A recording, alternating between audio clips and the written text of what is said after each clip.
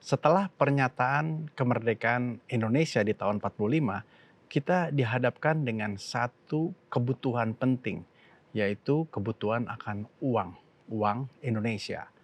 Ini bukan saja soal nilai tukar, tapi juga tentang kedaulatan bangsa kita. Hari ini kita akan membahas tentang uang kemerdekaan Indonesia di podcast Nusantara, dan saya ditemani oleh Mas Sefri Louis. Beliau adalah peneliti sejarah dari Museum Bank Indonesia. Selamat datang kembali lagi Mas Sefri. Selamat datang kembali lagi. Terima kasih atas kesempatannya. Ini kayaknya kalau ngomongin uang nggak ada habisnya ya. Ini salah satu periode sejarah yang sangat panjang mungkin ya. Panjang banget. Ya, panjang ya. Banget. Harus diakui itu ya. Iya. Dan kalau bisa kita tarik balik ya ke belakang. Sebenarnya sejak kapan sih bangsa Indonesia ini mulai mengenal uang? Khususnya sejak saat bangsa lain masuk ke Indonesia. Kalau sejak bangsa lain masuk ke Indonesia itu sebenarnya dari beberapa catatan sejarah sama artefak itu, bahkan dari abad ke-7, abad ke-8 ketika bangsa Cina masuk udah ada segala macam uang-uang kepeng-kepeng Cina itu. Uang kepeng, uang yang kotak-kotak gitu ya? Kotak-kotak itu. Nah, terus kemudian pas zaman VOC juga ada uang juga. VOC juga bawa uangnya sendiri. Ada banyak uang yang mereka bawa. Ada Stoiver, Rijksdaalder, terus ada duit. Namanya duit. Oh, makanya kita menyebutnya hari ini duit itu karena duit itu bahasa Belanda. Bahasa Belanda. Duit itu recehan, kayak sen lah sekarang. Duit, terus juga ada real Spanyol. Ya. Mereka malah bawa real Spanyol. Nah, mengapa begitu? Real Spanyol itu unik juga ya. Jadi sebenarnya yang bawa real Spanyol pertama kali atasnya orang Portugis. Cuman Portugis ternyata tidak sekuat itu dibandingkan Spanyol. Dan mereka cuma lebih nyampai ke ke wilayah Filipina sama di bawah yang Timor. Mereka bawa uang real Spanyol karena real Spanyol itu kayak dolar sekarang lah. Jadi diakuin oleh seluruh pedagang, terutama di para hulu balang atau para bukan hulu balang, yang di syah bandar di pelabuhan-pelabuhan Nusantara kan banyak kerajaan ya. Nah, syah bandar di para pelabuhan tersebut, meskipun misalnya syah bandar di Aceh atau syah bandar di Banten atau di Makassar, itu nggak semuanya warga lokal. Ada yang syah bandarnya orang Cina, ada yang syah bandarnya orang Arab segala macam, dan juga belum lagi pedagang-pedagang sama raja-raja yang berkuasa. Jadi saat itu tuh mata uang sebenarnya tidak hanya satu, bertebaran di setiap syah bandar. Termasuk ketika VOC masuk tuh, VOC membawa uang dari Belanda, dari Spanyol gitu ya, kira-kira begitu ya. Kurang lebih begitu. Jadi bercampur dengan uang-uang lokal. Lokal ya. Wow, itu currency-nya gimana itu? Ada perhitungan sendiri, dan itu tergantung seberapa kuat sang raja yang berkuasa saat itu. Semakin kuat rajanya saat itu berkuasa, currency-nya naik. Nah, itu juga berdasarkan kesepakatan. Ya, tiap daerah berbeda, dan hitungannya juga currency-nya juga berkaitan dengan penguasaan akan rempah juga. Oke. Jadi currency selalu berbeda di tiap daerah ya. Ya. Nah, ketika VOC runtuh, masuklah Hindia Belanda. Nah, disinilah kemudian diperkenalkan uang yang diproduksi di Hindia Belanda. Nah, mengapa itu dilakukan? Sebenarnya untuk terkait uang, ada yang diproduksi di Hindia Belanda, ada juga yang lebih banyak produksi oleh Belanda, di Belanda ya.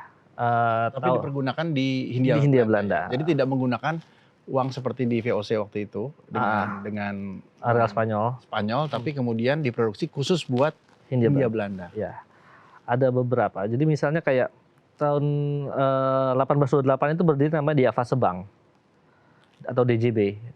Diafase Bank itu menjadi bank sirkulasi, yang mana mereka berhak untuk mencetak dan mengedarkan uang.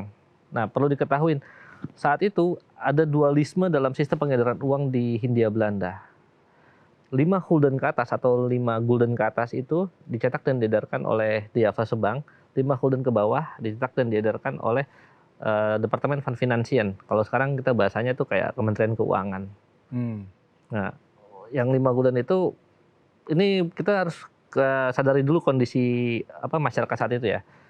Gaji para orang-orang Indonesia itu per bulan tuh rata-rata 10 sampai 30 gulden. Jadi mereka hanya menggunakan uang-uang yang 5 gulden ke bawah. Nah, itu mulai dari setengah sen sampai ya 5 gulden itu pecahan 2,5 gulden. Itu receh lah pokoknya. Nah, untuk orang-orang Eropa 5 gulden ke atas. Dan itu ya gaji mereka bisa ribuan sampai puluhan ribu gulden per bulan. Jadi dibuat strata yang berbeda, masyarakat cuman dapat receh, yang kaya-kaya itu orang-orang Eropa dan atau pedagang-pedagang besar atau ya orang-orang keraton seperti itu. Nah, setelah Hindia Belanda berarti selama 100 tahun lebih ya, 18 sekian ya, sampai 1900 sekian. Ini menggunakan uang Hindia Belanda. Ya, uang Hindia Belanda. Tetap disebut gulden. Ya, gulden. Gulden. Nah, apa yang terjadi setelah Jepang masuk? Dulu dibeli tanah senilai 1.000 gulden. 1.000 gulden tuh. Nah, atau kalau bahasa dulu dibeli tanah senilai Rp1.000 seluas sekian meter. Nah, ketika kita ke kantor polisi pasti nanya, emang ada rupiah zaman itu? Kita bisa cek di koran, bisa dicek itu biar tahu. Menarik. Nah, terus kemudian ketika Jepang masuk, Jepang tuh secara undang-undang ketika Jepang berkuasa atas Nusantara atau Indonesia itu, Jepang tuh melarang pengedaran uang Belanda, uang DJB dan uang pemerintah kolonial Hindia Belanda dilarang. Meski begitu, sekalipun dilarang, mereka nggak benar-benar melakukannya. Mereka bawa uang sendiri, namanya uang Japanse-Reichsring, uang pemerintahan Jepang. Cuman karena itu karena orang nggak mungkin akan tiba-tiba ya sekarang kita pakai rupiah, besok harus pakai dolar semua, kan nggak mungkin segampang itu kan. Betul. Kan uangnya juga masih beredar di masyarakat. Uang masih beredar di mana-mana. Ya. Dengan begitu, itu ada proses transisi jadinya. Japanse-Reichsring, DJB masih boleh beredar tuh uang pemerintah kolonial Hindia Belanda sama uang Jepang. Uang DJB. Barang sama uang Jepang yang namanya Japanse-Reichsring. Oke. Gak berapa lama mereka ngeluarin uang lagi. Uang pemerintahan, uang Dainippon Teikoku Seihu. Tulisannya pakai huruf Latin ya. Tapi disitulah kata rupiah pertama kali dituliskan. Jadi tahun 42-45 ini chaos banget ya? Chaos. Mata uang banyak banget ya? Itu baru 4 ya saya bilang ya. Nanti akan lebih chaos lagi. Uang Dainippon Teikoku Seihu itu keluar namanya nilai Rp100, nggak pakai gulden lagi. Meskipun ya kalau misalnya kata rupiah pakai bahasa Arab Melayu atau pegon, itu dari tahun 1820-30-an udah ada. Di uang DJB atau uang Coppergeld, uang pemerintah kolonial itu ada. Tapi hurufnya pakai huruf Arab. Kan bacanya pakai bahasa Indonesia kan, Arab Melayu makanya itu pegon. Nah, ini baru pakai bahasa Latin, itu di uang pemerintahan Dainippon Teikoku Seihu. Kemudian karena ya masalah inflasi dan sebagainya, keluar lagi namanya uang pemerintahan Dainippon. Itu kata rupiah juga. Berarti ada 5 ya. Uang DJB, uang DJB, pemerintah kolonial, uang Japanse-Reichsring, terus ada uang Dainippon Teikoku Seihu, sama uang pemerintahan Dainippon. Oh, itu beda juga ya? Beda, cuma dipakai semua. Bisa dibayangkan inflasinya kayak apa? Ini siapa yang pegang uang-uang ini kalau kita bicara masyarakat gitu? Apakah kalangan bangsawan mereka punya 5-5-nya, masyarakat bawah hanya sebagian atau? Itu semua orang bisa. Kalau yang ini balik lagi ke zaman Hindia Belanda. Kalau zaman Hindia Belanda, masyarakat tuh paling sanggup megang uang itu 5-10 gulden ya. Yang uang kertas ya. Soalnya kalau untuk pecahan masyarakat awam ya, kalau untuk pecahan 20, 50 gulden, terus 100 gulden, 200 gulden, 500 gulden, 1000 gulden kayaknya nggak sanggup. Kecuali dia pengusaha atau bangsawan. Karena hampir nggak mungkin. Satu, kalau nggak salah tuh tahun 30 atau 20 atau 30-an itu buat beli sebungkus nasi itu cuma 2,5 sen apa. Nah, sekarang kita bahas tentang ORI ya, Uang Republik Indonesia. Ini lahir 1 tahun lebih setelah kemerdekaan, 30 Oktober 1946. Nah, apa yang melatar belakangi kelahiran Uang Republik Indonesia dan mengapa membutuhkan waktu secepat atau selama itu sehingga kemudian barulah lahir ORI ini? Apa konsepnya dan siapa yang menginisiasikannya? ORI sendiri itu kenapa baru tahun 46? Karena kondisi saat itu kan kita berperang ya, masa revolusi. Sebenarnya inisiasi itu salah satunya dari Syafrin Perwira Negara. Ini Menteri Keuangan ya? Saat itu belum. Oh, belum. Menteri Keuangan saat itu adalah Maramis. sorry, ada bapak siapa saya agak lupa namanya, cuman nggak pernah berhasil bekerja dengan baik karena sedang sakit, nanti ganti Pak Amaramis. Cuman Pak Syafri Pranegara bertemu dengan Bung Hatta, ada beberapa orang saat itu. Beliau menyatakan kalau kita perlu sebagai negara berdaulat kita harus punya mata uang sendiri. Salah satu tanda negara berdaulat adalah punya uangnya sendiri. Uang, ya. Jadi selain punya bahasa sendiri, punya tanah, punya penduduk, salah satunya punya mata uang sendiri. Direncanakan saat itu memang tidak langsung diterima, tapi akhirnya oke, kita buat Bung Hatta juga akhirnya menyetujui, juga membuat kayak keputusan, sama Amar Ramis juga buat keputusan untuk menginisiasi namanya siapa saja yang akan bekerja untuk proses pembuatan uang tersebut. Tapi kondisinya adalah kita sedang perang, karena nggak lama setelah itu Belanda balik lagi. Ya. Kan Jepang kan ketika Indonesia merdeka, Jepang sikapnya pasif kan. Kita bisa berproklamasi karena ada vacuum of power, kekosongan kekuasaan. Jepang nggak bisa ngapa-ngapain karena takut kenapa-napa. Belanda belum sampai, sekutu juga belum sampai. Kondisi saat itu kita benar-benar beruntung sampai akhirnya kita bisa proklamasi. Nah, salah satu kegiatan yang harus dilakukan adalah membuat uang itu sendiri. Ketika membuat uang itu, ternyata nggak berapa lama Belanda masuk nikah, terutama ke Jakarta ya. Sebenarnya lewat kalau yang misal di daerah timur, itu udah mulai dikuasai kayak di Papua dan lain sebagainya, mulai dikuasai oleh nikah dari beberapa bulan sebelumnya. Nah, ketika datang ke Jakarta, mereka membawa uangnya sendiri, namanya uang nikah. Ini apa hubungannya dengan bagaimana nasib dengan 5 uang sebelumnya? Tetap berlaku. Makanya nanti, itu panjang nih ceritanya.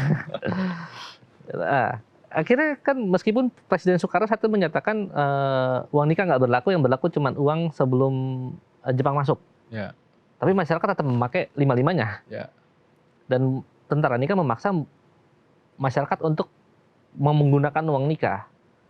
Oke, butuh waktu. Kenapa butuh waktu? Jadi pertama kali penerbitan uang ori itu rencananya dicetak di penerbitan Percetakan Negara sama Kanisius di Jakarta.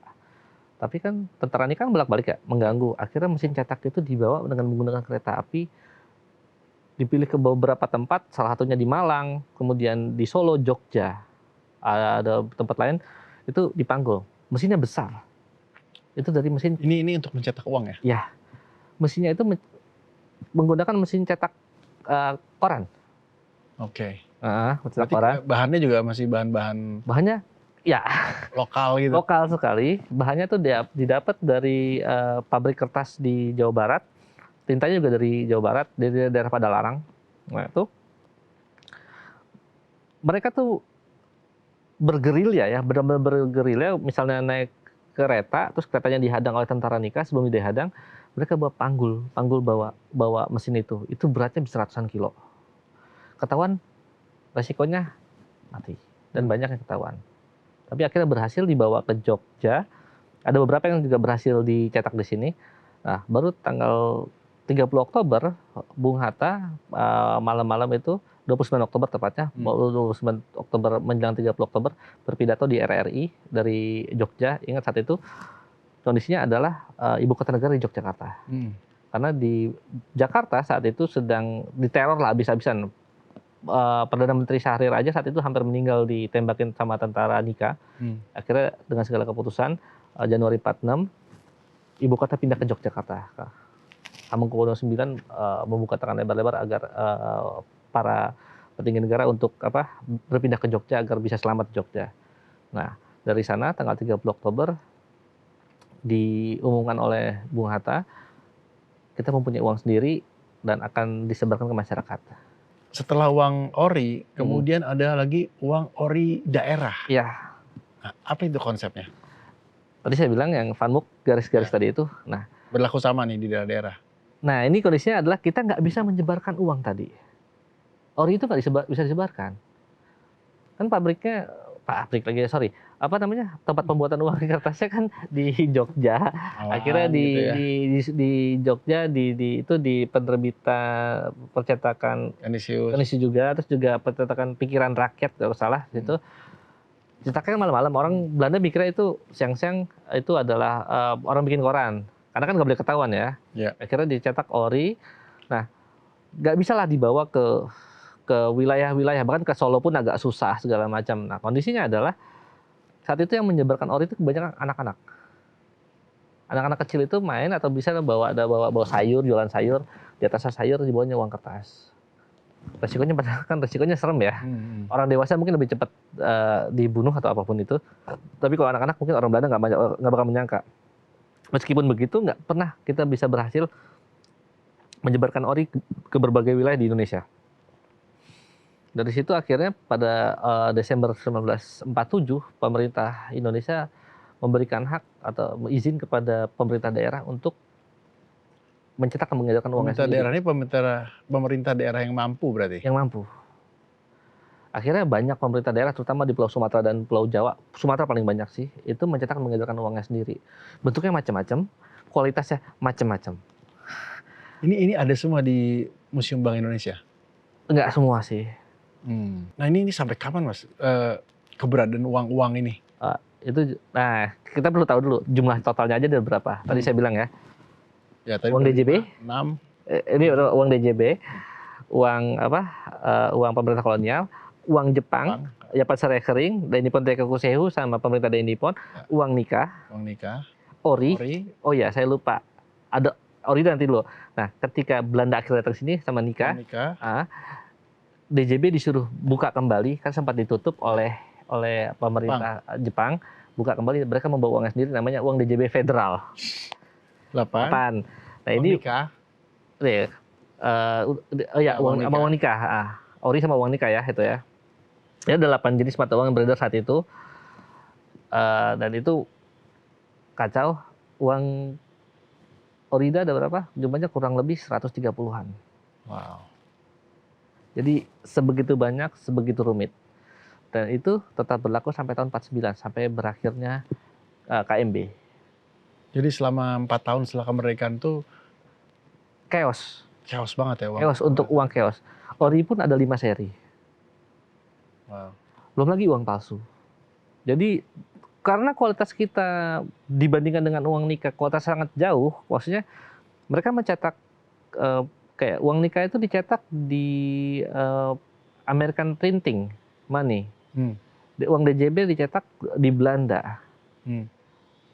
Ori dicetak di mesin cetak kertas, mesin cetak koran segala macam, dan dengan kualitas bahannya bahkan kalau Orida yang lebih parah sih, dari tahu kertas kopi ya pakai bahan itu, kan gampang sekali dipalsukan dan segala macam kan. Seperti itu. Ini sejak kapan akhirnya semua jadi satu hanya boleh pakai uang Republik Indonesia?